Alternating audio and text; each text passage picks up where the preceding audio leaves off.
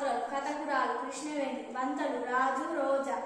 జయము జయము మన భారత మాతకు జయము దిగ్విజయము.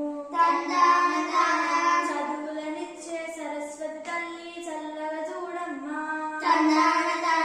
సిరులనిచ్చేడు శ్రీ మహాలక్ష్మి కరుణ చూపవమ్మా. శత్రు వినాశము చేసేడి దుర్గ జయము నీయవమ్మా.